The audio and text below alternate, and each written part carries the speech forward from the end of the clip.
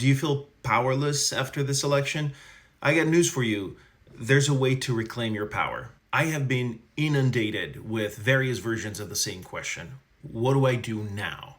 Well, I want you to listen very closely to me because what happens over the next 2 years before the midterms and 4 years before the next presidential election is squarely in your hands. And there is so much you can do to affect change. So here are a few examples of what you can do starting right now. Number one, start locally. Engage at the local level. Join local government committees, support city council members that share your values, or simply attend town hall meetings. So much of how we live our lives can be affected at the local level. Number two, support advocacy groups. You can donate your time, you can donate your money, but these are very, very important organizations that are involved in policy work and grassroots efforts, and most importantly, they're involved in legal challenges. And I believe that this group, the ACLU, is going to be pivotal in trying to create a dam between executive overreach over the next 4 years and what are our fundamental basic rights. Number three, educate yourself and others and share that education. Host informal gatherings, educational events, discuss policies,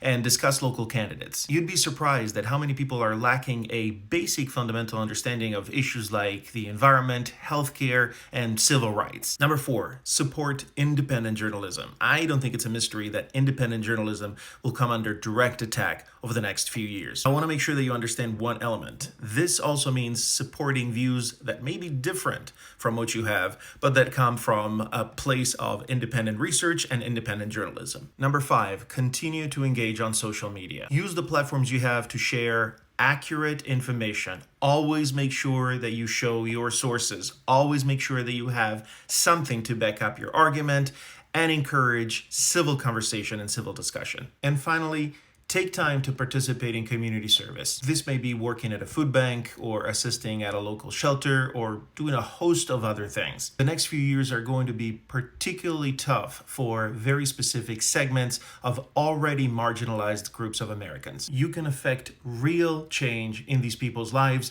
by volunteering your time and your resources. Just because your candidate didn't win doesn't mean that everything is lost. Quite the opposite. You are going to play a pivotal role over the next 4 years to make sure that the American experiment endures and that we finally all have a shot at the American dream.